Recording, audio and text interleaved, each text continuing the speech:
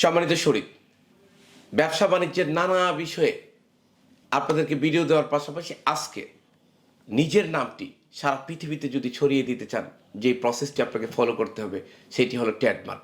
অর্থাৎ নামটা অন্তত আপনার, সন্তান যেমন আপনার, প্রোডাক্ট যেমন আপনার, মার্কেটে অন্তত আপনার একটি নাম হোক। যেমন বসুন্ধরা, এসিআই, এরকম কেয়া, এরকম হাজারো নাম আছে যারা নিজেদের ব্র্যান্ডিং করে আজ প্রতিষ্ঠিত। আপনি যদি নিজেকে প্রতিষ্ঠিত করতে চান, এই ব্র্যান্ডিংয়ের টোটাল প্রসেসটা, এই ব্র্যান্ডিংয়ের সাথে রিলেটেড, যেটা আমরা যারা কাজ করি তারা এটাকে ট্রেডমার্ক নামে চিনব। এই ট্রেডমার্কটা কিভাবে করবেন, কোথায় করবেন, কতদিন সময় লাগবে, কত টাকা খরচ যাবে, এবং প্রতিটি স্টেপ আপনাদেরকে বিস্তারিতভাবে বুঝিয়ে দেওয়ার জন্য জনাব ফরিদুদ্দিন আমার সাথে আছেন। কেমন আছেন ফরিদুদ্দিন সাহেব? জি আলহামদুলিল্লাহ ভালো। আচ্ছা, ট্রেডমার্ক কেন প্রয়োজন আপনি যদি? হ্যাঁ, ট্রেডমার্কটা আপনার অবশ্যই প্রয়োজন। যেটা হচ্ছে আপনি ব্যবসা শুরু করতে গেলে আপনি যদি একটা প্রোডাক্ট তৈরি করেন বা ব্র্যান্ডিং করেন, আপনাকে প্রথমেই আগে ট্রেডমার্কটা করতে হবে। কারণ হচ্ছে আপনি একটা প্রোডাক্ট ইস্টাবলিশ করলেন, প্রোডাক্টটা মার্কেটে চললো, আপনার ট্রেডমার্ক করলেন না, দেখলেন যে হয়তো বা কেউ না কেউ এটা নকল করে নিল, বা যে কেউ দেখলো যে এই প্রোডাক্টটা চলতেছে উনি যাই ট্রেডমার্ক করে নিল, তাহলে কিন্তু হয়তো ক্ষেত্র বিশেষে আপনি এই ব্র্যান্ডটা আর পেলেনই না। তো এটা ব্যবসা শুরু করার সাথে সাথে আপনাকে ট্রেডমার্কটা অবশ্যই করতে হবে। অর্থাৎ আপনি যেই নামটিকে প্রসারণ করেছেন সেই নামের মালিক যদি আপনি থাকতে চান, তাহলে অবশ্যই আপনাকে ট্রেডমার্ক করতে হবে।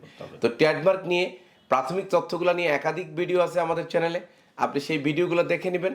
আমরা এখন টোটাল প্রক্রিয়াটা বলবো। আচ্ছা, ট্রেডমার্ক করার জন্য প্রথম কাজ কি আমার? হ্যাঁ, তবে এই যে আমি আরেকটা অভিজ্ঞতা বলি। রিসেন্টলি আমি একটা পাইছি, ওনার প্রায় 4 বছর থেকে একটা ব্যবসা ইস্টাবলিশ করতেছে, একটা ব্র্যান্ড চালু করতেছে। তো ট্রেডমার্ক করা নেই। এরপরে এখন মার্কেটে দেখতেছে যে সেম নামে অন্য আরেকটা ব্র্যান্ড প্রোডাক্ট দিচ্ছে। তো এখন তারা তো 4 বছর আগে থেকে করতেছে, কিন্তু এখন তারা ট্রেডমার্ক করতে আসে, দেখা যায় তা আগের একটা প্রতিষ্ঠান অলরেডি ট্রেডমার্ক করে ফেলছে।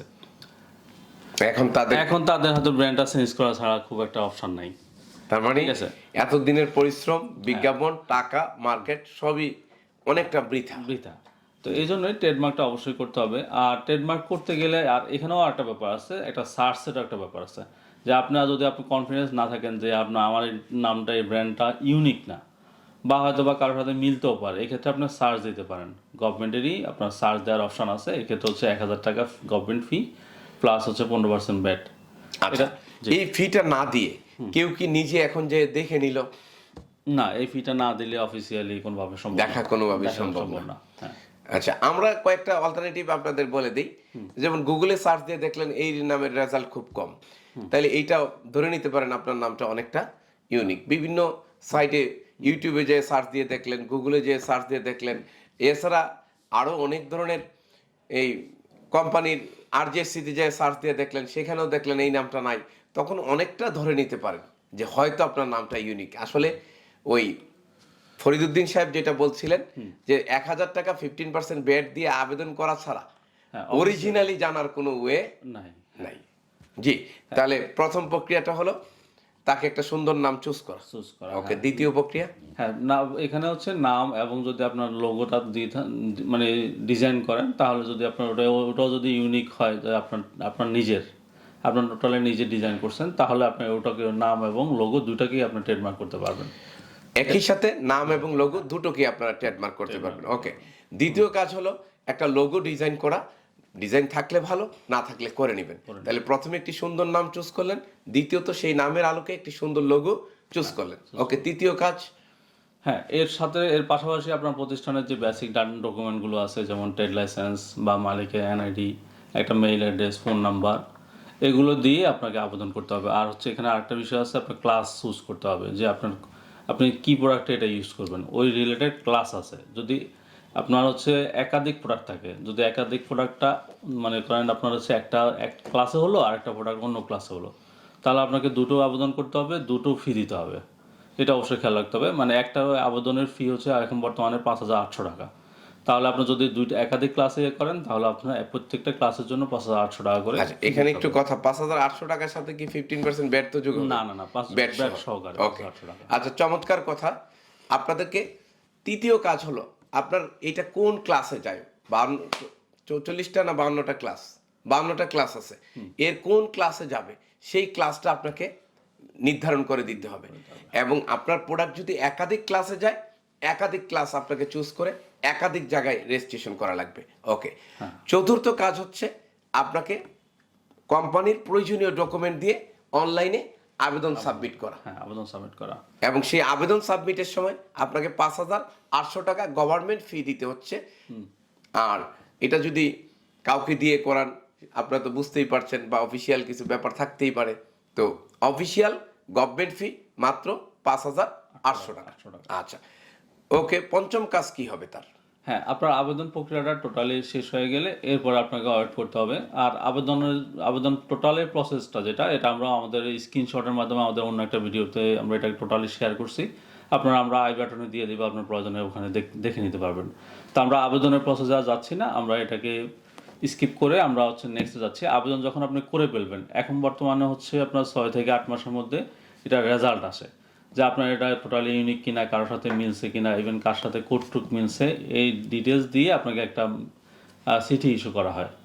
তো সিটিটা যখন আপনি পাবেন, তখন আপনার প্রসেসটা ওর উপরে ভিত্তি করে আপনার প্রসেসটা হবে। সেটা কীরকম? যদি আপনার টোটালি আপনার ইউনিক হয়, কারোর সাথে না মিলে, তাহলে আপনার খুব একটা কাজ নাই। এখানে আপনার পরবর্তী জার্নালের ফিটা দিতে হবে। আর যদি না আপনার একটা কারোর সাথে মিলছে, তখন আপনাকে একটা হেয়ারিংয়ের জন্য একটা ডেট নিতে হবে। হেয়ারিংয়ের জন্য ডেট নিতে গেলেও আপনার ওখানে এই একটা ফি জমা দিতে হবে। সেটা 2,000 টাকা প্লাস 15% ব্যাট ফি দিয়ে হেয়ারিং দিতে হবে। হেয়ারিং দিবেন। জি, আমি এইটুকু একটু ভেঙে দিই। তাহলে পঞ্চমত কাজ হলো আপনার ওয়েট করা, প্রায় 6 থেকে 8 মাস ওয়েট করার পরে আপনার এটা ইউনিক কিনা অথবা এটার বিরুদ্ধে কোনো কমপ্লেইন আছে কিনা, সেইটা Bangladesh patent and trademark design পরিদপ্তর থেকে একটি চিঠির মাধ্যমে আপনাকে জানিয়ে দেওয়া হবে, বা আপনার ইমেল করা হবে। যদি বাই চান্স আপনি না পেয়ে থাকেন, আপনি সরাসরি তাদের অফিসেও যোগাযোগ করতে পারেন। তাহলে ষষ্ঠ কাজ হলো, যদি আপনার কোনো কমপ্লেইন আসে, তাহলে সেইটাকে এক্সপ্লেইন করে আপিলে যেতে হবে। এবং আপিলের জন্য 2,000 টাকা আবেদন ফি আছে, তার সাথে 15% ব্যাট আছে। ব্যাট দিয়ে তাহলে ওখানকার যে কর্মকর্তারা দায়িত্বশীল, তারা আপনার এই আপিলটি গ্রহণ করবেন। করে তারা যদি শুনে যুক্তিসঙ্গত মনে হয়, পরবর্তী পদক্ষেপ নেবেন। আর যুক্তিসঙ্গত মনে না হলে রিজেক্ট করে দেবেন। আচ্ছা, এখন একটা হলো আপনার এটা কোনো ইউনিক যুক্তিসঙ্গত মনে হয়েছে, এখানে কিন্তু দুইটা ধারা। একটা হলো আপনারটা ইউনিক, আপনাকে টাকা জমা দিতে বলছে, তাহলে আপনার গ্যাজেট হবে। আরেকটা হলো আপনার কিছু ঝামেলা ফর্মালিটিস বা কারোর সাথে আংশিক মিলছে, কিছু ব্যাখ্যা তারা দাবি করছে, যেটা আপনাকে আপিলে যেতে হবে। তাহলে এখানে কিন্তু রাস্তা দুটো। তাহলে আপিল যারা যাবে, তারা আপিলের পরে যদি পেয়ে যায়, তাদেরকে আবার ওই গ্যাজেটে চলে আসতে হবে। তাহলে সপ্তমত, আপিলে পাওয়ার পরপরই আবার গ্যাজেটের জন্য ফি জমা, জার্নালের জন্য ফি জমা দিতে হবে। জার্নালের জন্য আপনার 3,000 টাকা প্লাস 15% ব্যাট, এই ফিটা জমা দিতে হবে। আর এখন বর্তমানে ফি জমা দিলে প্রায় আপনার 2 থেকে 2.5 মাস লাগে জার্নালে আসতে। আচ্ছা, তার মানে এখন যদি দাবগুলা অষ্টমত নবমত বলি, না বলে শেষ করে দিই, সেটা হলো আপনাকে এবার জার্নাল ফি জমা দিলেন। জার্নাল পাবলিশের পরেও এই সম্পর্কে দেশে বিদেশ থেকে কমপ্লেন আসতে পারে। তখন আবারও হিয়ারিং এর ব্যাপার আসতে পারে। অবশ্যই। সেটা কিরকম আমি সেটা বলে দিই। জার্নালে প্রকাশ করার আপনার 2 মাস সময় থাকে। এই 2 মাসের মধ্যে কারো যদি জার্নালে যখন প্রকাশ হয়, এটা ওই আপনার ওয়েবসাইটেও চলে আসে, বা যে কেউ দেখতে পারে। যদি কারোর সাথে মিলে পরবর্তী 2 মাসের মধ্যে সে কমপ্লেন করতে পারবে। যার সাথে মিলছে ওই কোম্পানি এটাকে কমপ্লেন করতে পারবে, বা যখন মামলা করবে তখন প্রসেসটা একরকম। আর যদি না কারোর সাথে না মিলছে, বা মিললেও কেউ হয়তো মামলা করে নাই, তাহলে আপনি সার্টিফিকেটের জন্য চূড়ান্ত রেজিস্ট্রেশনের জন্য আবেদন করতে পারবেন। আচ্ছা, তাহলে ব্যাপারটা কি আমরা আরো সহজ করে দিচ্ছি। আপনি এই জার্নালে প্রকাশের, গেজেটে প্রকাশের ফি জমা দিলেন, গেজেটে প্রকাশিত হলো, হওয়ার পরে 2 মাসের মধ্যে কোনো কমপ্লেইন জমা হলো না, তাহলে আপনাকে চূড়ান্ত ফি জমা দিয়ে চূড়ান্ত ভাবে আপনার নামে রেজিস্ট্রেশন করে নেওয়ার অপশন রয়েছে। আর যখনই কোনো অবজেকশন আসবে দেন, তখন প্রক্রিয়াটা কি? যখন কোনো অবজেকশন হবে তখন অবশ্যই মামলা হবে। মামলা হওয়ার পর আপনার ওখানে আপনার লয়ারের মাধ্যমে হিয়ারিং দিয়ে ওই প্রসেসে যেতে হবে। ওখানে আপনি যদি পেলেন তাহলে পাবেন, না হলে ওখানে হয়তো ডিসমিস হয়ে যেতে পারে। আচ্ছা, তাহলে ওই আগে যেরকম হিয়ারিং এর প্রসেসটা যা, এইখানেও হিয়ারিং এর প্রসেসটা সেম। আর এখানে যদি কাউকে আমার পক্ষে একজন অ্যাডভোকেট নিয়োগ দেয়, সেখানেও তো ফি আছে। অ্যাডভোকেট নিয়োগের জন্য অফিশিয়ালি ফি 1,000 টাকা প্লাস 15%। 1,000 টাকা প্লাস 15%। অর্থাৎ আপনি একজন উকিল আপনার পক্ষে কথা বলবে, আচ্ছা, সে কি অ্যাডভোকেটই হতে হবে? না, সে অ্যাডভোকেট হতে হবে ম্যান্ডেটরি না, আপনার হচ্ছে কোম্পানি সম্পর্কে বুঝে জানে এরকম একজন হতে হবে। এরকম যে কোনো ব্যক্তি এইখানে আপনার পক্ষে পাওয়ার অফ অ্যাটর্নি নিয়ে কাজ করতে পারে। এবং পাওয়ার অফ অ্যাটর্নির জন্য ফিটা কি 1000 না 2000? 1000 টাকা প্লাস 15%। আরো 500 টাকা রেভিনিউ স্ট্যাম্প দিতে হবে, 1500 টাকা প্রয়োজন হবে। 1500 টাকা প্রয়োজন হবে। আচ্ছা, তাছাড়া আদার্স তো আছেই। ওকে, এখন এই টোটাল প্রক্রিয়াটা শেষ হতে আনুমানিক কতদিন লাগতে পারে? হ্যাঁ, আমাদের লাস্ট পর্যায়ে আমাদের একটা, যখন আমরা এখানে হয়তো কেউ মামলা করলো না, আমরা তাহলে ফাইনাল সার্টিফিকেশনের ফি জমা দিতে হবে। এই পর্যায়ে আপনাকে 23,000 টাকা ফি জমা দিতে হবে। 23,000 টাকা ফি জমা দিলে আপনার হচ্ছে এটা ফাইনাল। 23,000 টাকা কি ব্যাট সহ? হ্যাঁ, ব্যাট সহ 23,000 টাকা ফি জমা দিলে আপনার চূড়ান্ত রেজিস্ট্রেশন হবে। তাহলে আমরা একটু আনুমানিক খরচটা ক্যালকুলেশন করে ফেলি। প্রথম ফি জমা দিলাম 5,800।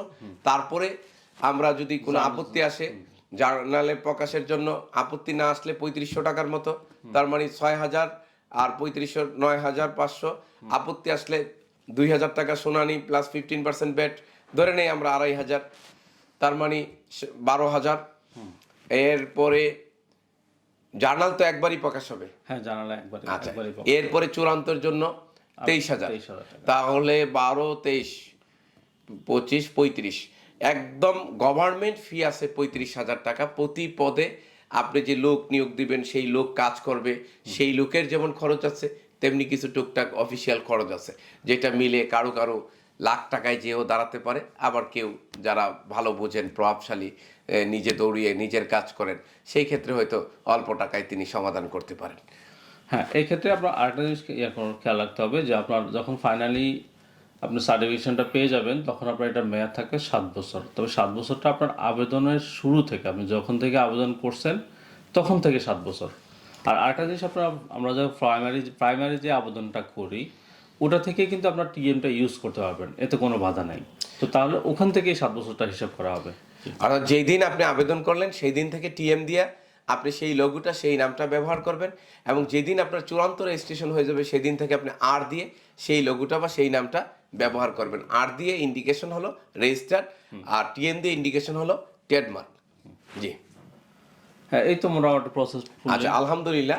ভিডিওর কোন অংশটি আপনাদের ভালো লেগেছে কমেন্টে জানাবেন।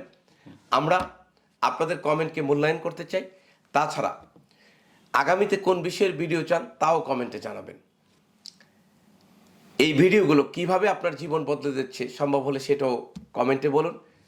আর একরামের নিয়তে অপর ভাইয়ের উপকার হবে। অনেক ভাই ব্যবসা করছে, হয়তো ট্রেডমার্ক সম্পর্কে অতটা জানে না, তাহলে ভিডিওটি সকল প্ল্যাটফর্মে শেয়ারের মাধ্যমে ছড়িয়ে দিন। আপনার একটি শেয়ার অপর ভাইয়ের ব্যবসায়িক জীবন বাঁচাতে সহযোগিতা করতে পারে। ইনশাআল্লাহ আপনাদের সফলতা, কামিয়াবি, সুস্থতা আল্লাহ সুবহানাহু ওয়া তাআলার কাছে কামনা করে এখানেই শেষ করছি। আল্লাহ হাফেজ। আসসালামু আলাইকুম। আসসালামু আলাইকুম।